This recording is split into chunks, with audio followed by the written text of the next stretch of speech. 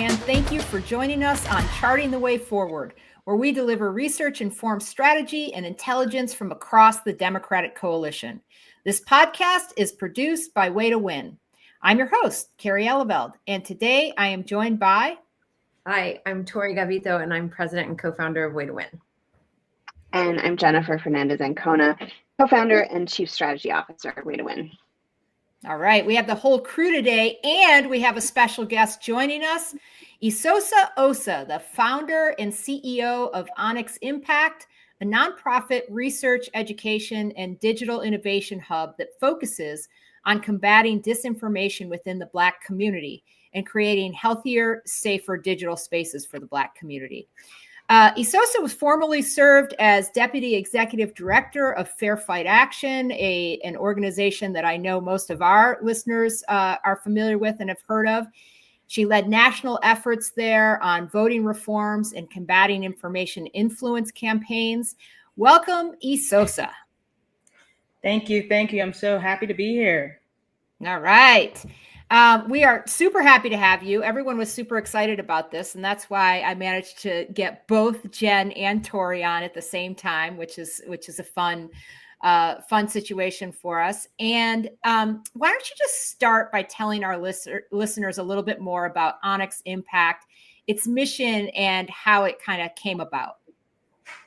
Yeah, absolutely. Onyx Impact is, as you said, a digital and research innovation organization that is really dedicated to amplifying Black voices, to fighting mis and disinformation, targeting and within the Black community. And the reason that we started Onyx Impact in late 2023, as you said, I've been involved with counter disinformation efforts, led campaigns, and understand that world very well. And there's a wonderful infrastructure around, different issues and disinformation, different communities and disinformation, and how to address it. But there was shockingly no organization that was looking at how disinformation is targeting and impacting Black communities specifically. And because we all know that there is a Black YouTube, a Black Twitter, Black Facebook, there's a Black media ecosystem. Really, if you're not involved and engaged in that ecosystem, you're just not going to know what's going on. And so many of these narratives and issues that we were seeing target and be pervasive in Black communities were going, all but unaddressed, unnoticed by so many folks who were supposed to be listening to the community, supposed to be engaging with the community. So we've set up Onyx to fill that infrastructure gap and do what we did at Fair Fight so well, turning our research into action, every single day. Okay, well, research is one thing that we love here at Way to Win. And I know you have, I mean, when Tory came back from talking to you initially, she was super hyped up about the chat you had, the research information you had, some of the tools that we'll get into later that you're presenting. But let's just go back to 2024 a second and talk about your research, unpack a little bit. I blacked out all of 2024. I apologize. Good for you. I'll let you gather your thought on 2024. And I'm just going to jump in just to underscore what Kerry said. I think Esosa, different folks on my team have followed your work before, or you've met them before. Like, I think you and Jen have met before, but the first time I met you was like, oh my God, everybody needs to know about everything that she's looking at building. In part because, and just to put a point on your last point about Black disinformation in general, it's like, I think our listeners understand this conceptually, but I really want them to hear, like, Black culture is American culture. That's right. Whether you're talking about music or sports or TV or whatever, like, it is American culture. I see basketball behind you. Steven Smith has like giant contracts right now where he's spreading all kinds of information, like using his sports vehicles to talk about politics now, right? And it's like, it's a whole space to be clear that we need to understand, or at least support the people that understand it to work within it. And to your point, that's such an important point, because one of the things that we know at Onyx Impact is, when you're looking at this broader ecosystem of all podcasts, right, all shows, all media, the entities and nodes that have the largest reach by far into the largest number of these spaces, right, are Black sports figures. Not like the top 10, but like, one level below, that have the shows and podcasts, and the Stephen A. Smith. They have such, and it's you can imagine, something like sports that will get you. I'm a Bengals fan. May they rest in peace this season. But if you're a Bengals fan, that is a very, very localized, like Ohio situation, right? But if your podcast is talking about that, it's not only getting national coverage, it's also getting hyper local coverage across teams. And so it's not just a saying that Black culture leads all culture, right? We can actually see that in the data writ large. Yeah. And then on the 2024 question, so maybe you but just to remind folks, like, we've been hyper focused this year on what we call the Biden skippers. So coming out of election day, there were a lot of hot takes that got hotter and hotter and longer and take year about the people that voted for Biden that then switched their vote for Trump, the Biden defectors or the Biden flippers. We're curious about them for sure. But if they made that full slide down the slippery slope, they've got some point of views that are kind of difficult for our side to grapple with and still stand in our values. What we wanted to know was about those people that voted for Biden in 2020 and stayed home in 24. So the Biden skippers. And so many of the Biden skippers are people of color, are young people, what we also call like disaffected Dems. And I remember there was a point in cycle when Latino leaders were telling me, if you're seeing a lot of independent or Republican Latinos showing up in the early vote, don't worry, that's part of Kamala's strategy to court those Republican voters. And I was thinking, really? Because in my real life experience, I know more disaffected Democrats than I do Republicans switching sides. And so tell us about like your own. That is a fascinating strategy that I would highly doubt. Kamala would be running when there was such a deficit of enthusiasm for left-leaning Latino voters to say, oh, we're actually focused on folks that could switch would be insane. But I don't want to each his own strategy. Right, not to second guess. What me? No.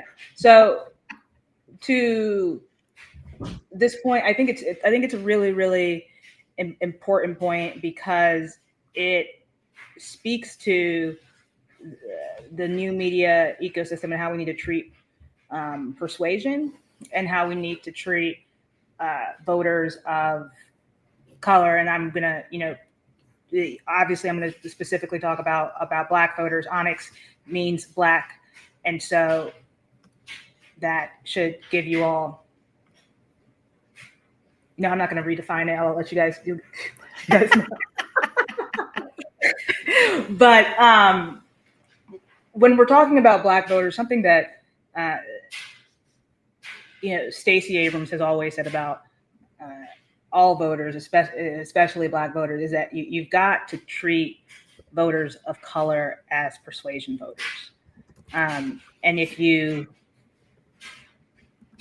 because with persuasion, if you treat them as persuasion voters, then you are required to give them a good reason to come out and vote for you. You are required to figure out what their interests are, what their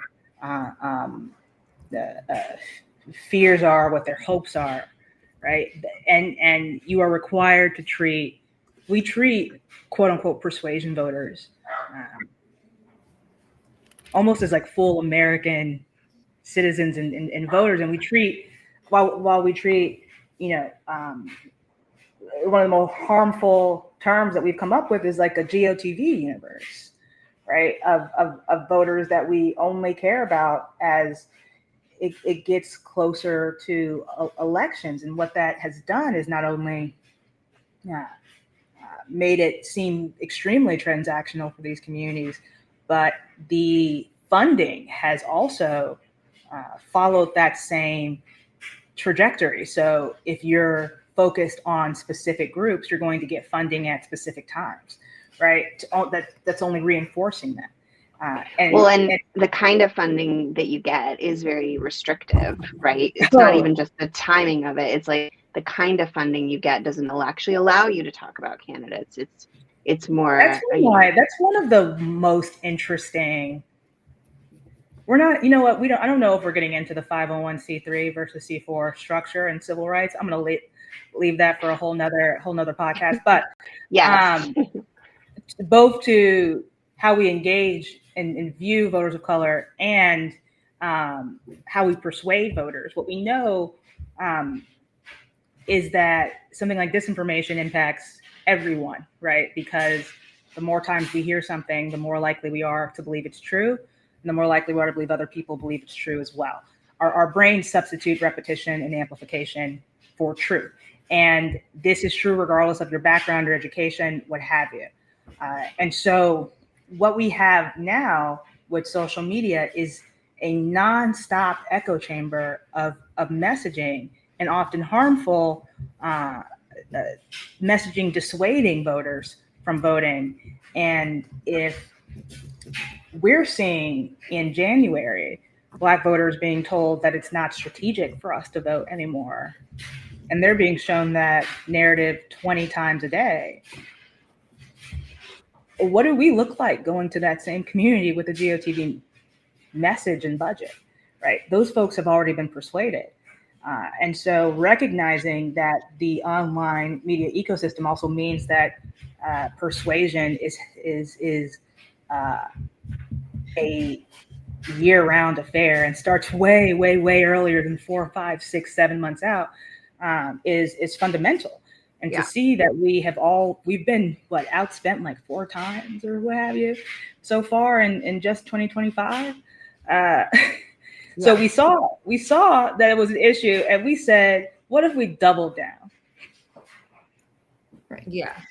Well, talk about that timeline though. Like there's this one particular piece of information that you shared with us before about the timeline of viral election disinformation in 2024 in Black online spaces. And there's kind of you identified a 3-step process that the purveyors of disinformation was using. So you just mentioned don't vote. So what, more or less, like when did you see that starting to get online? And yes, and so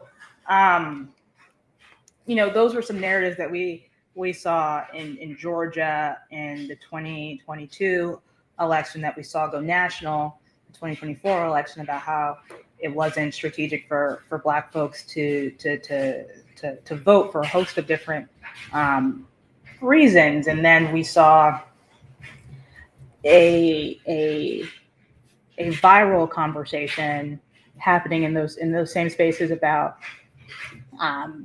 what it means to be, authentically Black, to be truly Black, to be a descendant of American slaves, right? And if you almost in the same way that the right is having a conversation on what is a woman, or what is an American? Yeah. So I would say I would have to think through that comparison a bit more to say absolutely, but I can see the analogies 100%. And so was that, sorry, can I just ask, was that in relation, that specific, what does it mean to be Black? Was that specifically in relation to Kamala Harris? No, this was prior to. Prior to, okay. This was prior to. This was a conversation steeped in really visceral conversations about past wrongs and how to rectify and the need for the real need for American descendants of slaves to have specific and complete remedies, right? But it was pushed in a way that there, was this conversation about, who is and who is not Black that was quite viral. And, all different types of culture pushes, uplifts different types of messaging. And so if you all remember the Kendrick Lamar song, Not Like Us, talking about how Drake was Canadian, that like uplifted. Now, all these conversations use that same hashtag, Not Like Us. And that was happening in these spaces before Kamala became the top of the ticket, right? And so when she did, given her background, right, it just exploded. That narrative exploded in these spaces, and it was something that a lot of progressives just didn't understand. Like, why are they talking about whether or not Kamala Harris is Black? Like, Black folks are not confused about the color of Kamala Harris's skin. Like, nobody is confused about that, right? It was a conversation fundamentally about who has our best interests at heart. Is she really one of us? Or, I don't want to, is she, does she really have the interests of certain Black communities at heart? And it's an economic argument. And we've been exploring this topic a little bit too, around like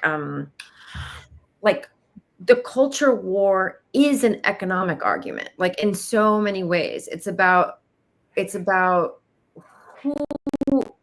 who's back, like who's got each other's backs at a time of difficulty, who's gonna like fight for you at a time of difficulty. And the way that, Jen, you could probably a little more articulate than me, and I'll tap you in a second, but it's like the they them ads and all this stuff is about, like, it's kind of reinforcing this idea that there's a small pie, and if Democrats are slicing it up for other people, they're not thinking about you. And so it kind of that is very, yes, I think that's very, very into this. And I want to be clear, the reason that these narratives can be successful is that there is a extremely genuine level of discontent, with Black voters in Black spaces around what, progressive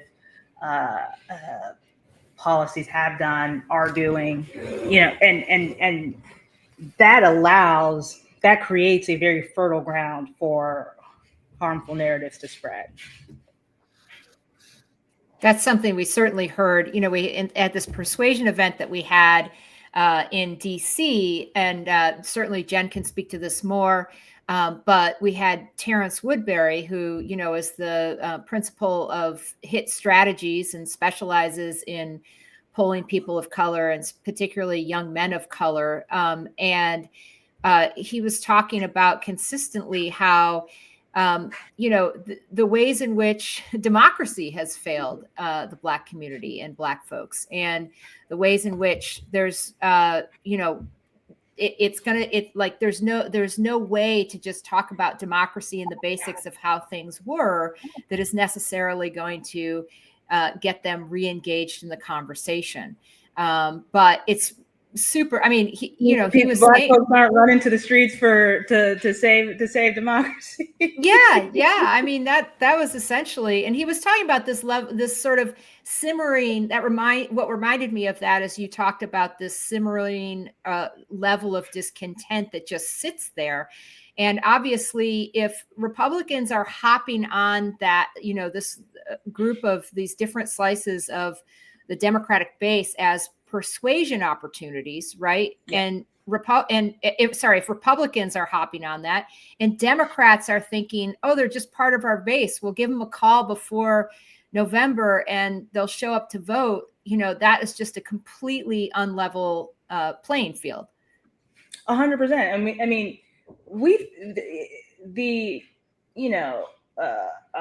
really not super nuanced or well thought out think pieces on are Democrats losing, Black male voters, right? We saw those same narratives in the 2022 Georgia gubernatorials, and how I see what was happening is like there has been a steady decline over many years that was brushed off as this can't be real or this must be something else before we got here, right? Like, and what we do see is in many states that when you have a Black candidate, a strong Black candidate, that dip is lessened, but not in any way removed. And so there is I think in all research, right, there's a lack of curiosity around Black communities and Black voters. Hence my, what about the Black sign that I put up sometimes in polling calls, right? If you're not oversampling for your oversample shows me where your heart is, right? In polls, who do you really care about? And so that we're not just seeing Black folks aren't just seeing what we've done, right, or not done. They're also seeing what's happening right now. We literally, we have a 1960s coalition built on the civil rights movement right now. Or had one. Yeah. And we are failing at every turn to stand up for literally equity. And then are going to, in our next breath, ask Black voters for their vote. Like, if the coalition can't stand up for equity, if the 1960s coalition cannot stand up for equity, what exactly are we standing on? Can I go back and ask? That does seem like the question. Sorry, go ahead, Kerry. Yeah. No. Well, I wondered what was part of what was interesting to me when I looked at some of your materials was how many different, it wasn't just Republicans who were treating this as a persuasion. It was, in some cases it was like Republican aligned groups, right? But like how many different people were sort of, and entities were sort of competing for influence with Black communities in the 2024 cycle. And at one point you had this chart where it showed that it was like the far right and foreign actors and blah, blah, blah. Can you just talk a little bit about the, array of groups that were trying to influence the Black communities? Yeah, absolutely. I think, I think everyone, but, sometimes our own part, everyone realizes the power that Black voters have to change elections, to change history, to impact what direction our nation is going to go in, and so you see a lot of investment in both persuasion, dissuasion, and suppression, right, of Black voters. You don't, you see foreign actors push any, they're not really, foreign actors are not good at, or very infrequently good at coming up with a new narrative that, you know, specific cultures are going to latch on to. Like, you know, they're more likely to put a meme that's like, don't vote, bruh, or something. Like, it's not gonna be super persuasive. I guess that's right? the news. Exactly. Right. Americana. Exactly. But what they will do is figure out which narratives are causing the most tension. Whether it's in a small community, and they will take that narrative and just supercharge it, boost it as much as possible. They don't care which side they're boosting of that. It's like, this is divisive, and so we will push it. And then from a domestic standpoint, I mean, we saw folks in the administration after the election like bragging about the ads that they were running towards Black folks, talking about, you know, the banning of cigarettes, like just really disgusting type of tactics that folks were proud to say were efforts to dissuade and suppress Black turnout, right? And so you've got those types of communities, and then, you know, the last thing I would say here is that you've also got we're still, and we will, I don't know, forever be dealing with the effects, the impacts of COVID and all of our communities, and the disinformation that's spewed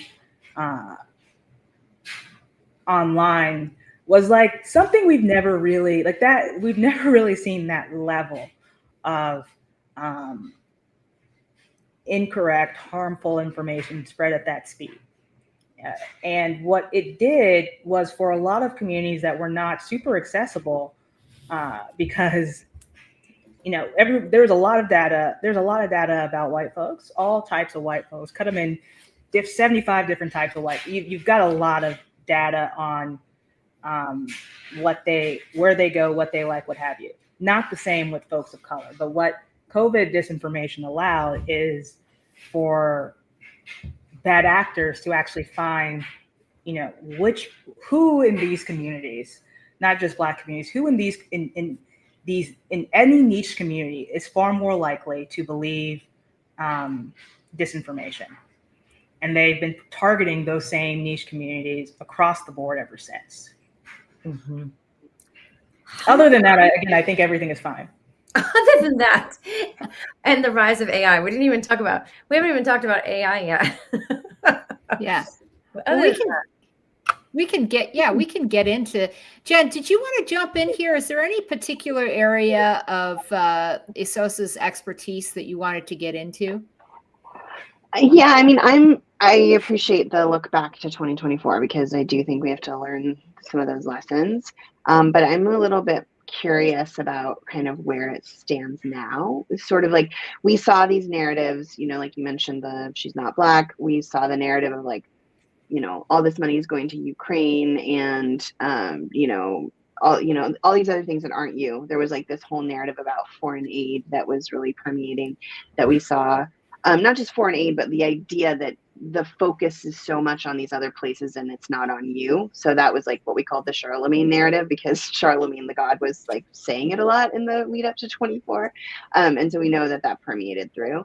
But all of that to say, I'm curious, like, how do you see what's happening now in this current environment? It's obviously worse in terms of what's happening from a news standpoint and who's in charge of our country than it was back then. But how does that change the information environment? And like, how are you seeing the reality of what Trump and MAGA Republicans are doing versus like the image of it that is being seen in probably many of these communities that's different because of the misinformation?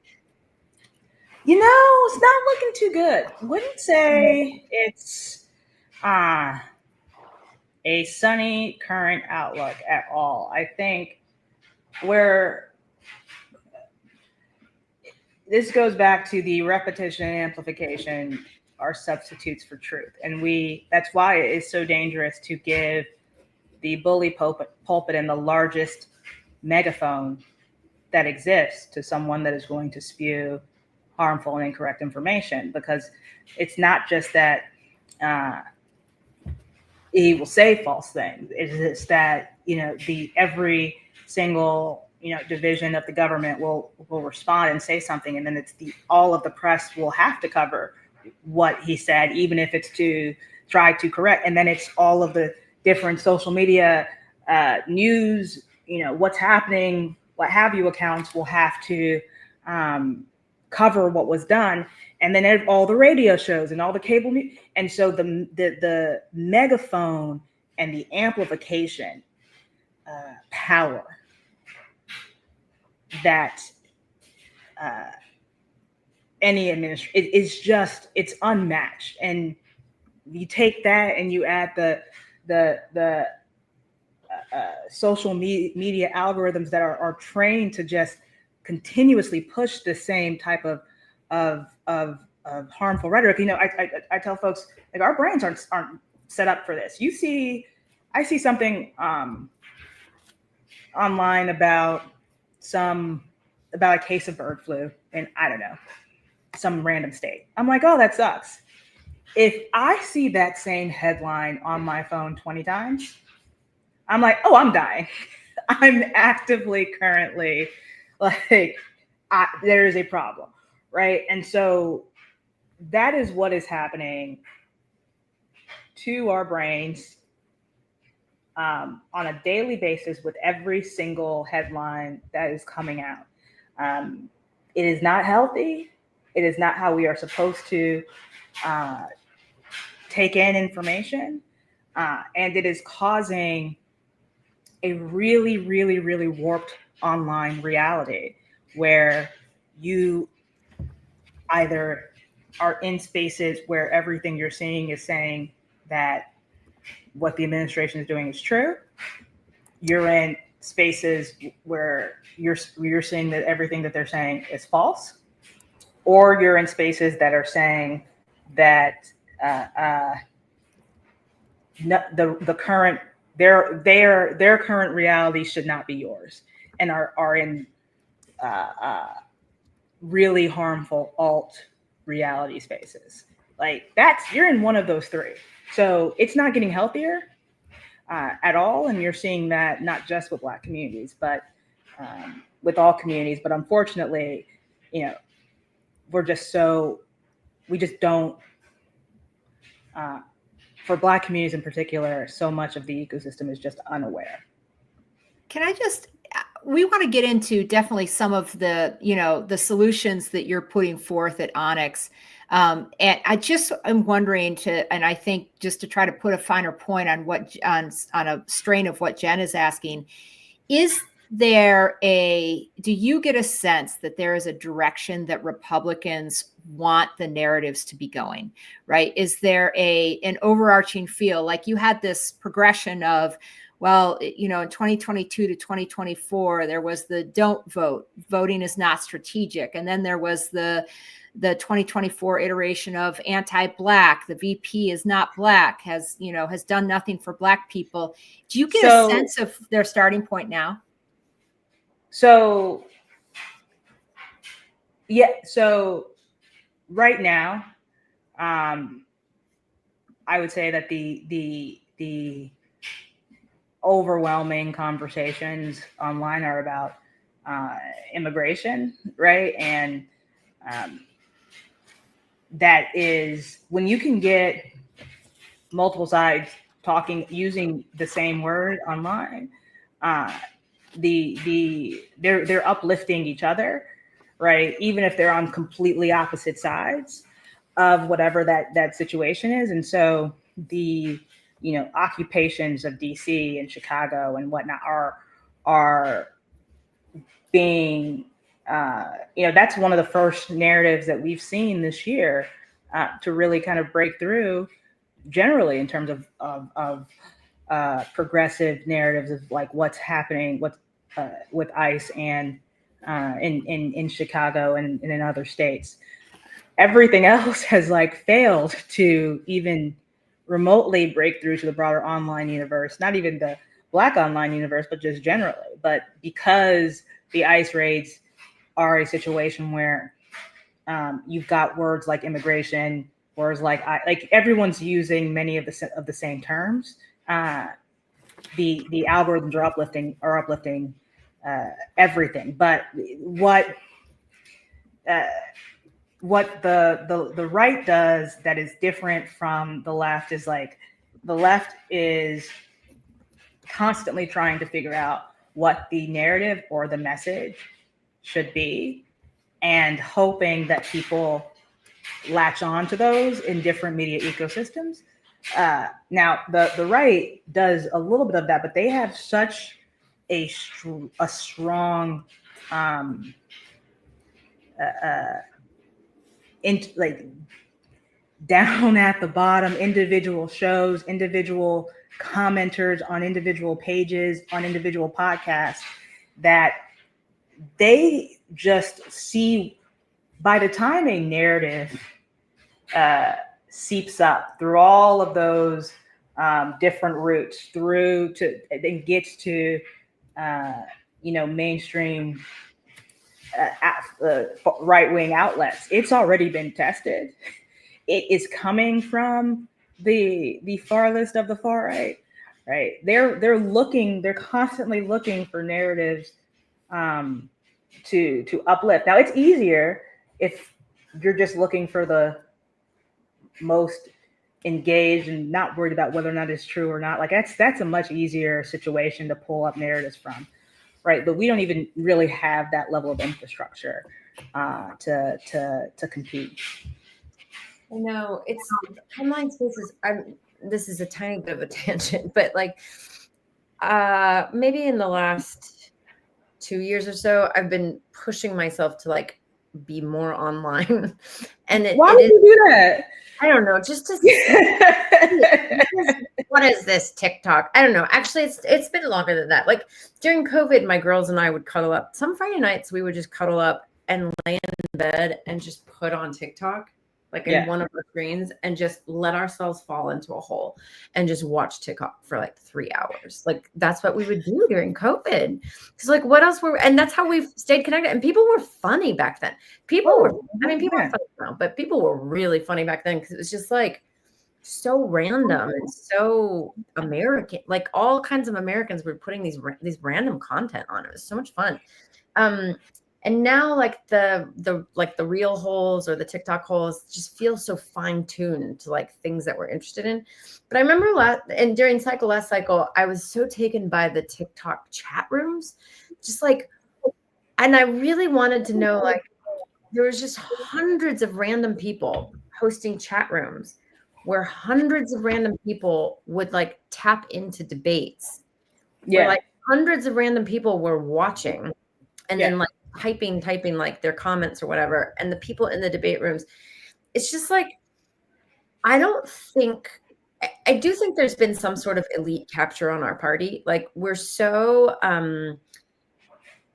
dependent on philanthropy, and we are so dependent on sort of the New York Times giving us, their blessing, that we spend a lot of time worried about elite audiences and what they're thinking and how to move them, that we have totally lost the sight of like where other eyeballs are going. And it is in spaces that are way beyond the New York Times. Like yesterday, go ahead. I didn't mean to interrupt, but you're 100% right. Like I'm really, really love. I really love the comedian Meg Statler. I love her, and I don't even know how to pronounce her name, but she's on Hacks, and she's like this funny assistant on Hacks. She's so funny. I follow her on Instagram, and on a nightly basis, she does these live chats where she will bring in fans to just like live shtick with her. And like, imagine a world where someone who has been on an Emmy awarded show is allowing herself to be that accessible to a fan base, a fandom base. And they just like regularly do improv together randomly. And there's all kinds of chats. So I'm sharing that I get that there's this world in which real life humans and creators and comedians and, you know, would-be journalists are like having conversations with each other. And we are not in the storyline. And we are still in a situation where our leaders care about TV hits. Yeah. You literally shouldn't care about a hit on CNN or MSNBC, or like, you're not getting views. It is, and if your comms team is only set up to get you hits on specific, mainstream New York Times or what have you, or cable outlets, like you're fundamentally not going to. The only people that cut through from a progressive standpoint are AOC and Jasmine Crockett. Say all those different types of tactics you talked about, that's something AOC just does. She just does it, right? Yeah. She does her like Sundays where like, yeah. Say what you want about those two. If we say good things about them, we like them. 100%, right. I like if those voices did not exist. Yeah. There would be literally, like, I think Gavin Newsom has got through once, like a very double claps for him, right? This is interesting. This is, are you, sorry, let me just interject. Are you talking specific to Black communities now, that people who are breaking through are AOC and Jasmine Crockett, and like really Newsom is just not making the grade there? Okay, interesting. I would say that is, I'm speaking about Black audiences generally. I would say that maybe Old Boy has gotten through a couple more times in broader spaces, but it's still not going to be a competition, right? Between him and AOC and Jasmine Crockett. And to your point, Tory, on TikTok and Instagram's algorithm. What's the difference between Instagram and TikTok, right? Instagram tries, and Facebook, Meta, what have you, they try to figure out who's your tribe, who are your people, right? And what do your people like? Who are you going to spend the most time, like, what, and show you things that your tribe is going to like, and try to make it so that you're increasing your tribe, what have you. TikTok doesn't give a bit about your tribe. TikTok cares about you. What does Esosa Osa like specifically, and nobody else? And what is going to keep her engaged way more, keep her on the platform? And that is why, like, it's so, there's no real, there's no real comparison between, getting stuck in a TikTok hole and getting stuck elsewhere. Like, it is terrifying, especially, as someone who is like well versed in the algorithms and the differences and the harms. The only way that I would not get, I don't get sucked into TikTok holes is by fundamentally not opening the app. Yeah. So let's just move in here in the last minutes here. Talk a little bit about some of the the tools that you're developing, the things that you're trying to online and have already online in order to break through some of the disinformation and create the healthier spaces for Black communities that you've been talking about. Yeah, absolutely. One of our first big initiatives this year was launching the Digital Green Book at digitalgreenbook.org. We've been so excited and just really blown away by the reception. The Digital Green Book is a guide for Black communities on how to protect our truth, protect our kids, and protect our culture in an information war that is harming our communities, that's seeking to erase our stories, erase our progress, and fundamentally restrict our future. And so it goes through how do we spot different disinformation tactics? Like what are they? What are the ones that are most likely to show to Black folks? Like, and very easy kind of card materials. It goes through, look, we talk about online harms a lot, but there's very little talk about how those harms are disproportionately impacting Black kids, right? Like we talk about, social media, different language or what have you that's being, taken away or added.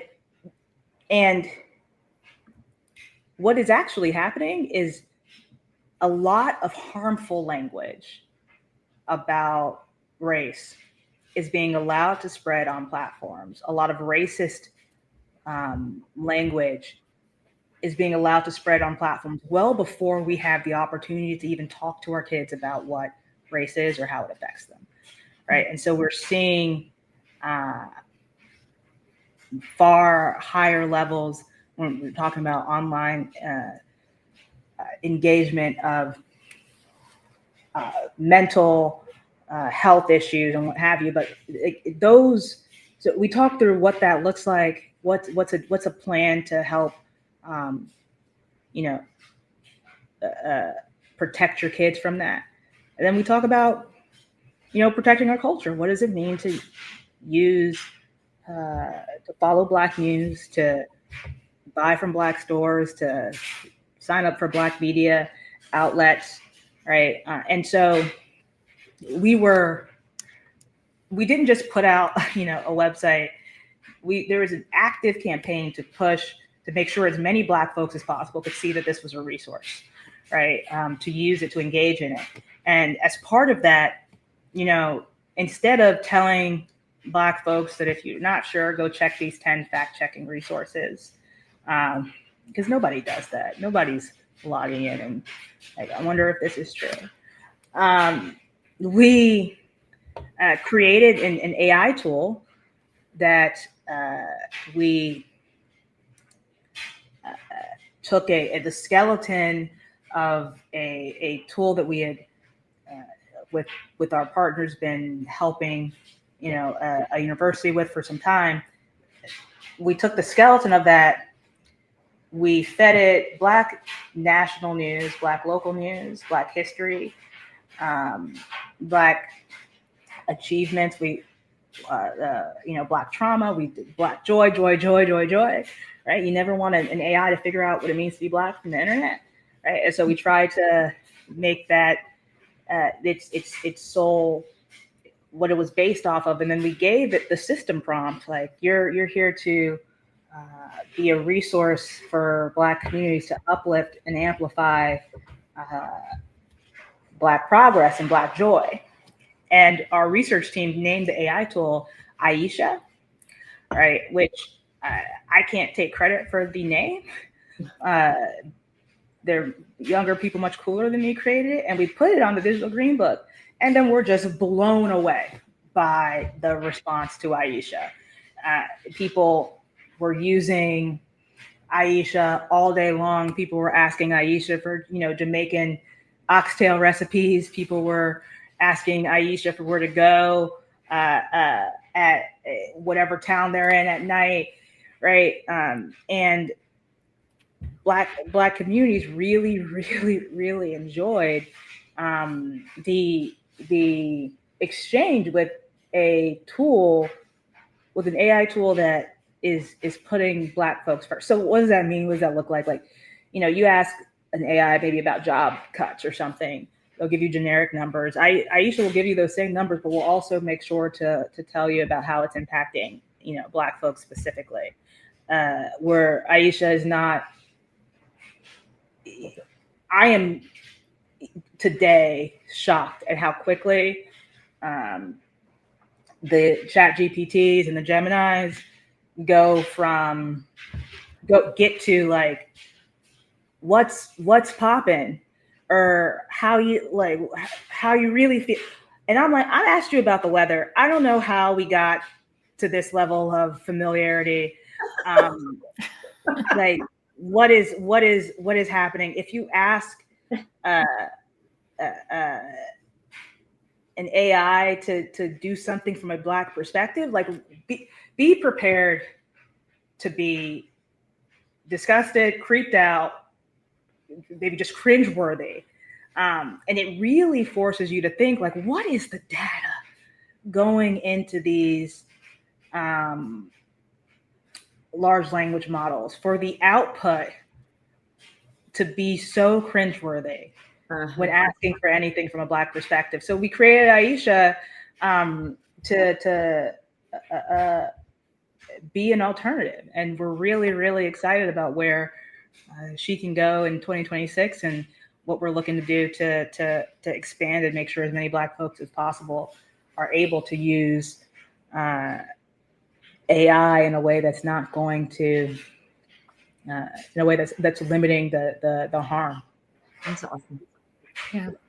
So, so the resources here are the digitalgreenbook.org. Is that right? The digitalgreenbook.org. And also Aisha, which is AISHA, right? Chat GPT. And I guess I would say use Aisha instead of Chat GPT. The Chat GPT, yes. Oh, I'm sorry. I'm confused then. My bad. I thought it was like, never mind. Forget the last part. It's just Aisha. Yeah, exactly. Forget the last part. Never said it. Never 100%. Said it. We're gonna edit that out. That's what we do, a lot of slicing and dicing around here. Actually, no, we just more like record straight to tape. We have something that we do with a lot of our folks, our interviewees on here, our guests, is we ask them for 3 media things that are captivating them right now, whether it's a podcast or a book you're reading, or whatever you're engaged in. And you seem like a particularly ripe prospect for this. What is it that, I mean, your way around, some digital tools. So tell us, what's got your eye or your ear right now? I would say that in terms of the podcast, I would say, what is, you asked me, and then my name, the name, it's probably unfair of me. Like, I should probably let people know we're going to ask them this, and then they could have more. Real Clark. So if anyone's a sports fan, Ryan Clark's podcast, Real Clark, I think does an amazing job of, talking about sports, but also talking about the lived experiences of Black men, talking about mental health issues, talking about not shying away from race and gender topics in a way that I think is really beautiful, vulnerable, and we need way more of. I think I would recommend, I think it's this, I cannot be the first, second, or third person to recommend Resonate's newsletter, as well as something for folks to sign up for. And then I am a big fan right now of some sci-fi audiobooks. But only sci-fi audiobooks that have like at least 8 titles associated with it. I want to make as few choices as possible. You want to do the deep dive. You want all of them. I want exactly. Yeah. And that way I don't have to. I'm not, wedded to a screen. Uh-huh. I can do other things. There you go. But if I showed you my